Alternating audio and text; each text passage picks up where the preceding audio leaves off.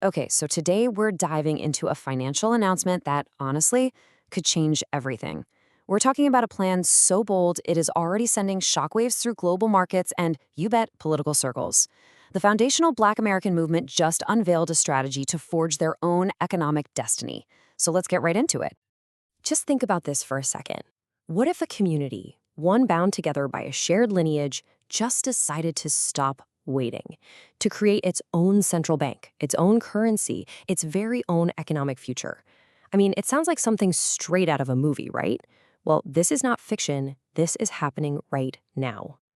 See, this isn't some theoretical question. It's the real-life headline of a truly historic and, frankly, unprecedented announcement that is shaking the entire system to its core. Yep, you heard that correctly. The foundational Black American movement has officially created the FBA Federal Reserve, which they're also calling the Freedmen's Reserve. This is the very first time a community group inside the U.S. has ever built its own central bank, completely independent of the federal system. And the new FBA Central Governor, Dr. Jelani Brooks, he just summed up the mission perfectly with this quote: "This whole thing isn't about asking for change, it is about building it themselves." So that begs the question, why this? And why now?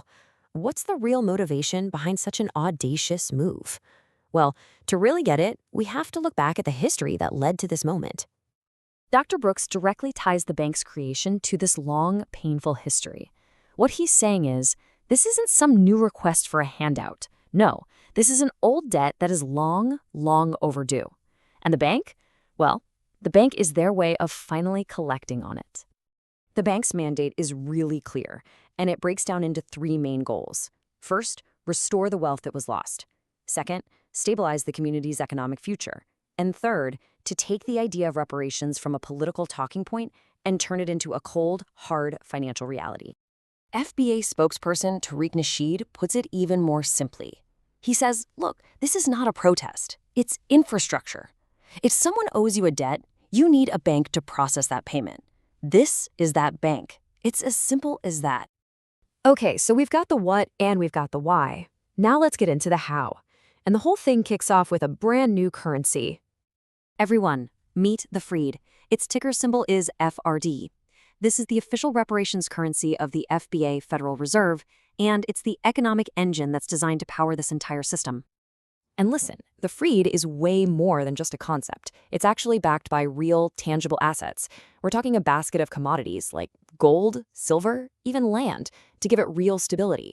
It's also convertible to US dollars, and it's all secured by blockchain technology. That means every single transaction is transparent and verifiable. And its purpose? It's crystal clear: to fund community development, things like education, housing, and starting new businesses. So you might be wondering, how do you actually get the freed? Well, it's a three-step process. First, your lineage has to be verified. Then, a baseline credit gets deposited directly into your digital wallet. And from there, you can use those funds to build your own wealth. Start that business, buy a home, invest in your future. And get this is not just some digital bank that exists only on the internet. We are talking about a real physical presence. They're planning 12 FBA economic districts all across the U.S. with the main headquarters right in Atlanta. This is a massive nationwide operation. Now, you can bet an announcement this big was going to cause a stir. And the reactions, both here at home and around the world, were immediate, and they were very divided. Yeah, the reaction was pretty much split right down the middle. The U.S. Treasury was extremely cautious, calling the whole thing legally uncharted territory. But internationally, a totally different story. The African Union praised it as an act of diaspora sovereignty. That basically means a community, scattered from its homeland, is taking back control of its own economic fate. And Caribbean nations have even started talking about formal partnerships. Behind closed doors, though, U.S. officials had even bigger worries. They were concerned the freed could become a kind of shadow economy for millions of people, that it would increase international pressure to treat reparations as a formal national debt, and that it could potentially shake up the U.S. economy.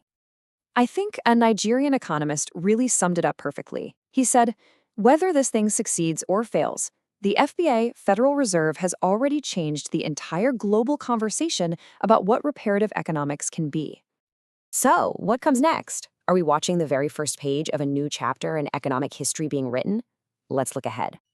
Dr. Brooks' closing statement really laid the ultimate goal bare. This isn't just about a new currency. This is about building a new economic empire. It's nothing short of a declaration of economic independence. And let's be clear, this is not some far-off pipe dream. The Freed is set to officially launch next quarter. This is happening, and it is happening very, very soon. And so, that leaves us with a really powerful question. Is this the future of reparative justice? A world where communities can actually build their own economic destinies, one currency at a time? I guess we're all about to find out.